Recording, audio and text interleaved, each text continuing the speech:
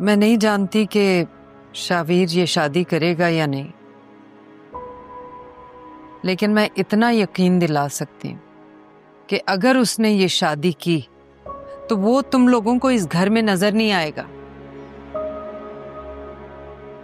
उसे मैं इस घर और जायदाद दोनों से बेदखल कर दूंगी। जी आपा, आप उसे बेदखल कर देंगी और वो दूसरी शादी भी कर लेगा।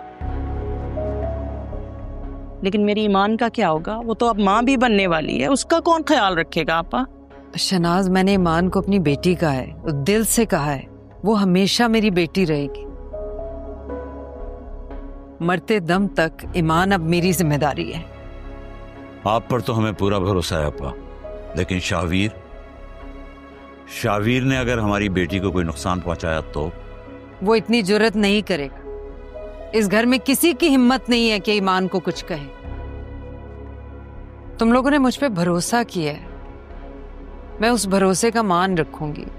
और तुम लोग जानते हो कि मैं जो कहती हूँ वो करके दिखाती हूँ। जी आपा, हम जानते हैं, लेकिन इस वक्त हमें सिर्फ ईमान की फिक्र हो रही है। जानती हूँ, लेकिन फिर भी कह रही हूँ कि तुम लोग बेफिक्र होके घर जाओ,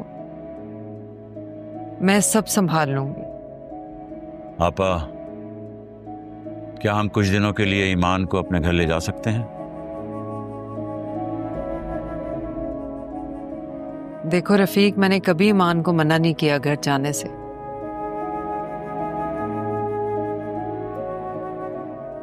लेकिन अब हालात जरा मुख्तलिफ हैं। शावीर की वजह से ईमान को जो सदमा पहुंचा है, जो उसकी हालत है, उसे कभी भी इमरजेंसी में अस्पताल ले जाना पड़ सकता है।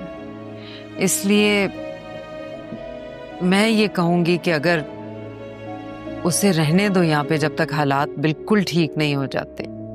उसके बाद तुम लोग ले जाना चाहो ले जाना, मैं नहीं रोकूंगी। ठीक है आपा, जैसे आपकी मर्जी। प्लीज आपा, मेरी बच्ची की जिंदगी अब आपके हाथ में है। प्लीज उसकी जिंदगी बचा ले, मैं आपके आगे हाथ जोड़ती हूँ। आप शावीर से कहे ना कि उसे ना छोड़े। प्लीज आपा, आप कुछ तो करें।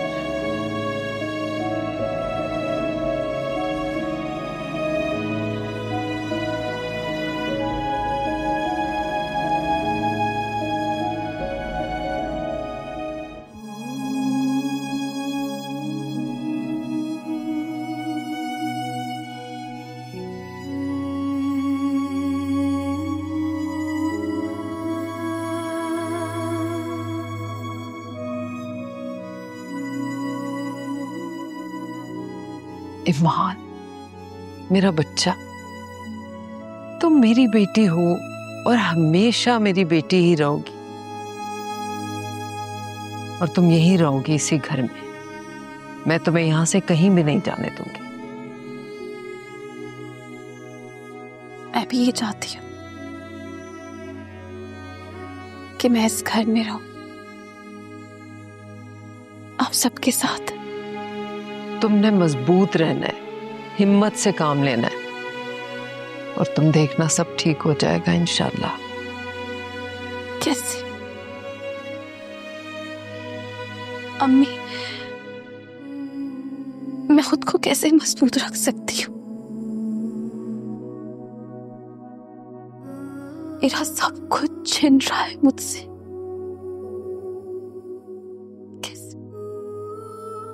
जो तुम्हारा है तुम तक लौट के आएगा,